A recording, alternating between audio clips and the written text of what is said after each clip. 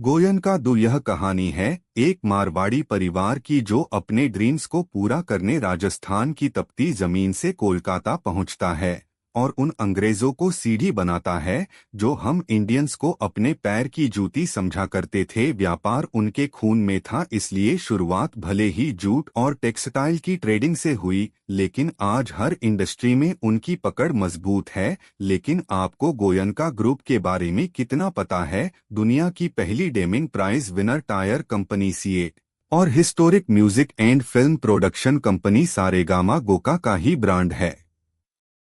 Power transmission की दिग्गज company KC International से लेकर retail chain Spencer IT company Zensar pharma company RPG life sciences और बिजनेस प्रोसेस मैनेजमेंट की दिग्गज कंपनी फर्स्ट सोर्स सॉल्यूशन जैसी तमाम और भी कंपनीज गोयनका ग्रुप के पोर्टफोलियो में शामिल हैं। और हाँ, स्नैकिंग ब्रांड 2 मीटर्स और आई की सबसे महंगी टीम लखनऊ जाट्स का ओनर भी गोका ग्रुप है। पॉलिटिक्स से लेकर सोशल वर्क हो या फिर गेम्स, गोका का कंट्रीब्यूशन हर फील्ड में रहा है। लेकिन यह विशाल बिजनेस एम्पायर खड़ा करने के पीछे एक मारवाड़ी परिवार के 5 जनरेशन की कड़ी मेहनत, स्ट्रेटेजिक ब्रिलियंस और कुछ बोल्ड मूव्स है। तो चलिए आज की वीडियो में हम गोयनका परिवार की शुरुआत से लेकर आज तक की पूरी जर्नी को डिटेल में जानते हैं। दोस्तों, आज आरपीजी यानी रामा प्रसाद गोयनका के 2 बिजनेस ग्रुप हैं जिन्हें उनके दोनों बेटे संभालते हैं। आरपीजी एंटरप्राइजेस की कमान जहां बड़े बेटे हर्ष गोयनका के हाथ में है,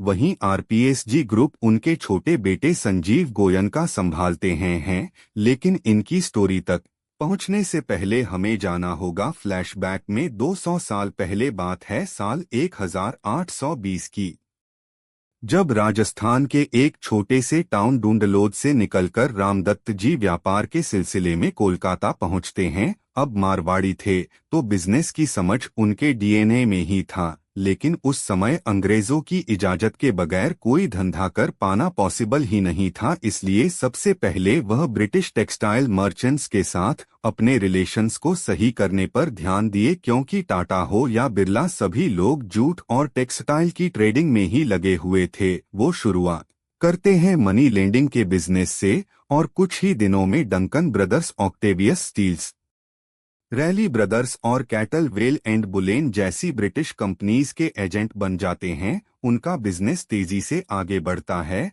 और धीरे धीरे कोलकाता में वह बिरला के बाद दूसरे सबसे धनी मारवाड़ी बन जाते हैं। उनके बड़े बेटे रामकिशन दास डूंडलोद में परिवार की देखभाल करते थे, जबकि छोटे बेटे अर्जुन दास उनके साथ कोलकाता में रहते थे। और दोस्तों, आज भी डूंडलोद में अर्जुन दास की बनवाई हुई एक शानदार हवेली मौजूद है, जिसे अब एक म्यूजियम में तब्दील कर दिया गया है। साल 1843 ने भी अपने फैमिली बिजनेस को ही कंटिन्यू रखा, लेकिन उनका कद अब काफी बड़ा हो चुका था और ब्रिटिश हुकूमत में उनकी अच्छी पकड़ बन गई थी। बद्रीदास गोयनका उस मारवाड़ी परिवार के पहले शख्स थे जो कोलकाता के प्रेसिडेंसी कॉलेज से ग्रेजुएशन कंप्लीट किए और इंपीरियल बैंक ऑफ इंडिया के पहले इंडियन चेयरमैन बनाए गए, जो आगे चलकर साल 1955 में स्टेट बैंक ऑफ इंडिया में तब्दील हो गया। तो इस तरह अगर देखा जाए तो आज़ादी से पहले तक गोयनका फैमिली सिर्फ मनी लेंडिंग और ट्रेडिंग के ही कारोबार में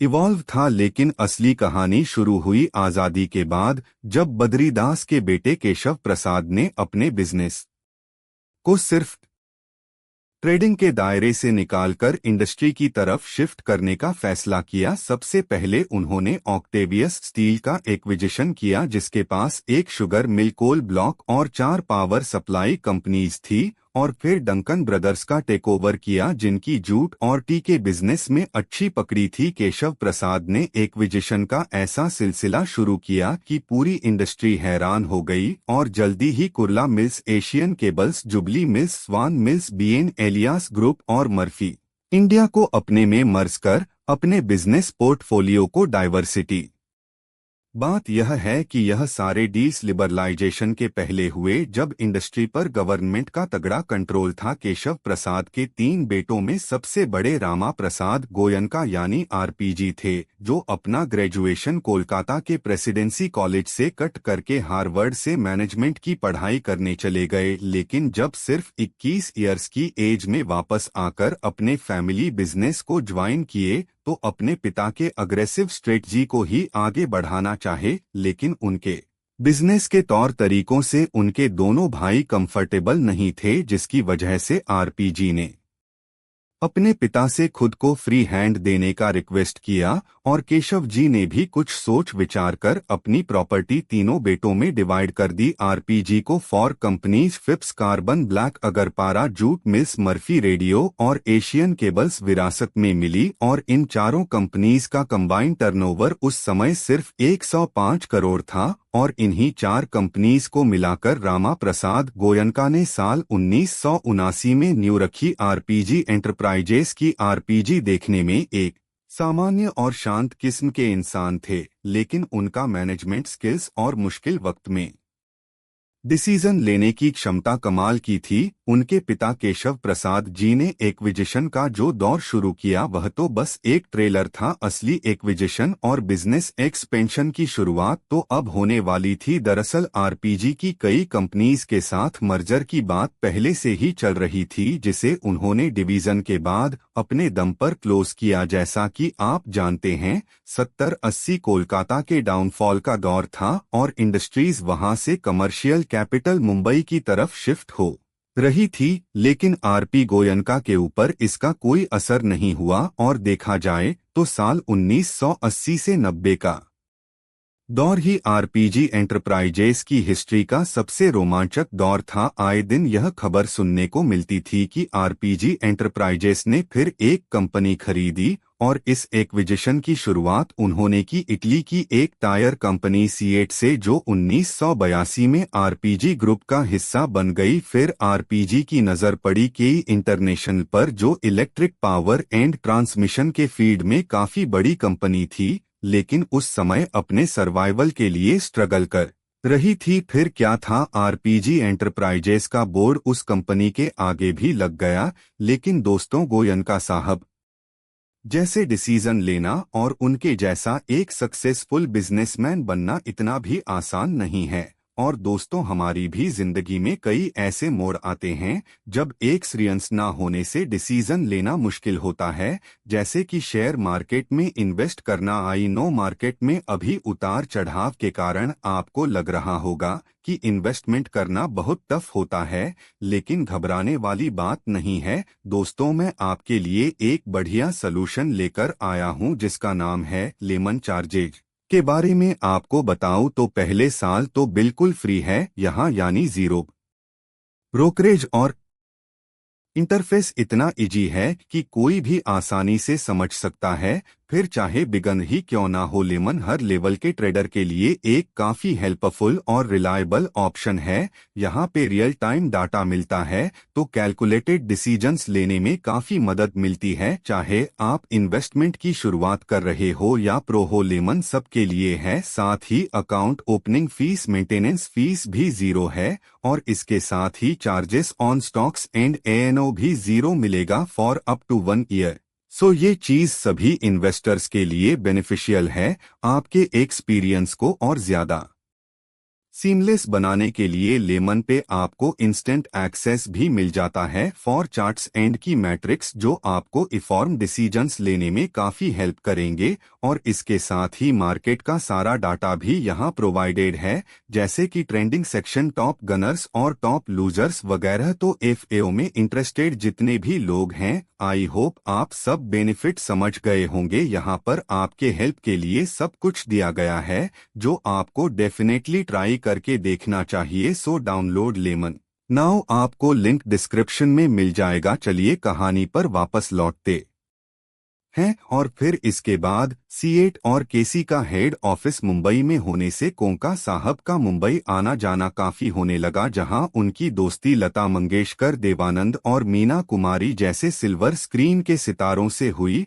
और इसी दोस्ती ने गोयनका साहब को एक नए एक्विजिशन के लिए मोटिवेट किया। Gramophone company of India limited RPG enterprises की हो गई, जिसे आज हम सारेगामा इंडिया लिमिटेड के नाम से जानते हैं। आज इंडियन फिल्म म्यूजिक का सबसे बड़ा कलेक्शन इनके पास है और अभी जल्दी ही इनका सारेगामा कारवा के नाम से एक डिजिटल म्यूजिक प्लेयर लोगों में खूब पॉपुलर हुआ है। अब एक्विजिशन की बारी थी हैरिसन मलयालम यानी HML की, जिस पर कब्जा करके आरपीजी ग्रुप चाय और रबर प्लांट की एक बड़ी कंपनी बन गई। इतना सब कुछ खरीदने के बाद भी आरपी गोयनका का मन भरा नहीं और साल 89 में उन्होंने बैक टू बैक 3 कंपनीज का एक्विजिशन किया। पहली company Calcutta electric supply corporation CSC थी, जिस कंपनी ने साल 18,792 चेन है, जिसकी आज इंडिया के 35 सिटीज में 125 स्टोर्स में मौजूद हैं।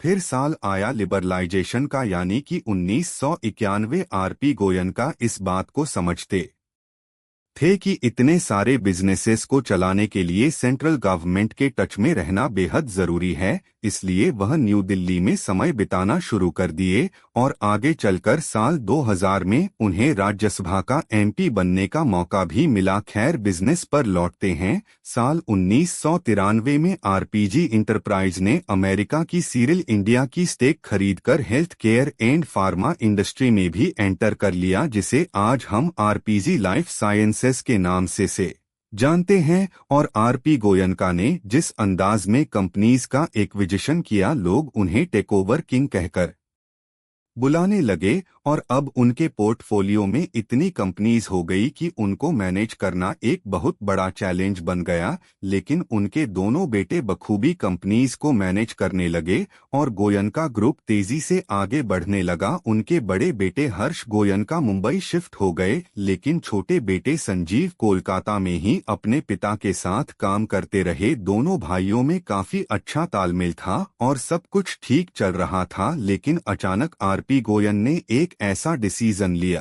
कि दोनों भाई हैरान हो गए। बात है साल 2010 की, जब आरपीजी एंटरप्राइजेस की मार्केट कैप लगभग 99,000 करोड़ दुनिया के 35 कंट्रीज में अपना कारोबार करके $4.3 बिलियन का रेवेन्यू जनरेट करती है। तो दोस्तों, उम्मीद है कि गोयनका ग्रुप के बारे में आपको कुछ नई जानकारी मिली होगी। Investments in the securities market are subject to market